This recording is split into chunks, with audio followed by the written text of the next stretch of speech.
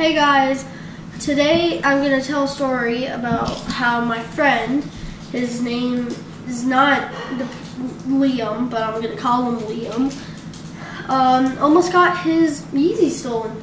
So yeah, this is going to be a very interesting story, and let's just jump into it.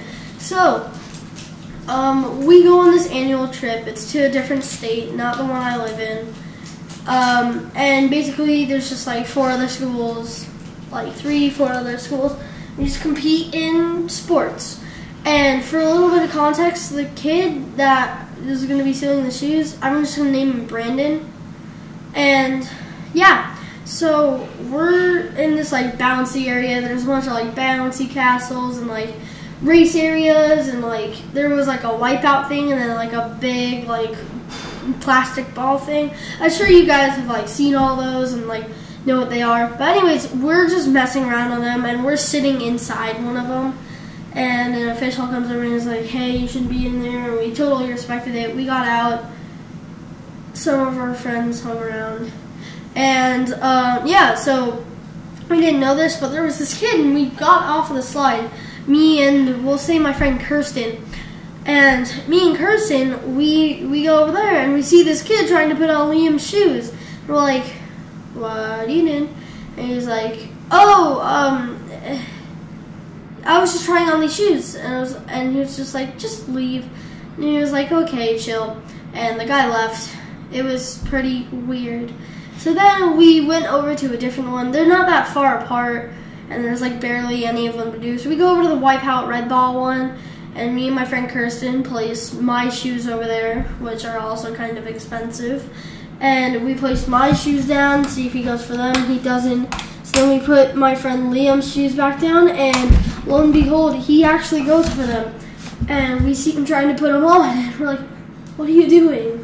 And he's like, oh, I've just never put on a pair of Yeezys before. And he's like, okay, then just do it and then take them on. And we're like, nah, I don't feel like it anymore, because he was trying to steal it. So then me, Liam, and Kirsten, we were like, yeah, we need to do a social experiment. There's no way this kid just wanted to put them on, because like we saw right through that.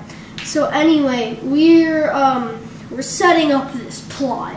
It was big. Like, we were gonna hide the shoes behind it and like all that. So we ended up hiding the shoes behind it, behind the gosh dang like slide we originally were on, and nothing happened for a while. We kind of sat there for like 10 minutes. Or like, did the kid leave after us catching him so many times? And then we saw him walk into the area. We're like, oh, he's back. So we're just sitting there, and we're like, is he gonna go? And we wait another 5 minutes. And for a little bit of context, there's the white, like the plastic ball thing, is like right next to this. So the kid, he thinks it's a good idea, or he knows clearly we're all looking. He decides, and he runs after. He goes behind there, and he tries to act nonchalant, like, oh, I'm just waiting for my friend. And then he's just holding the shoes, and we saw him run. And my entire gang of friends, like I have at least like 8 friends, like just there sitting with me, and we all just start running at him.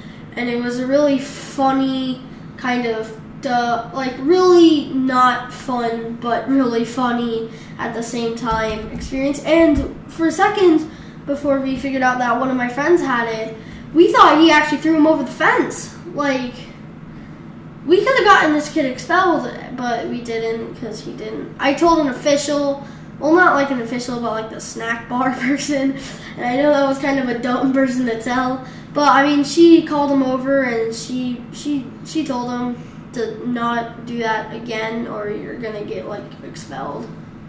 I mean, that was good.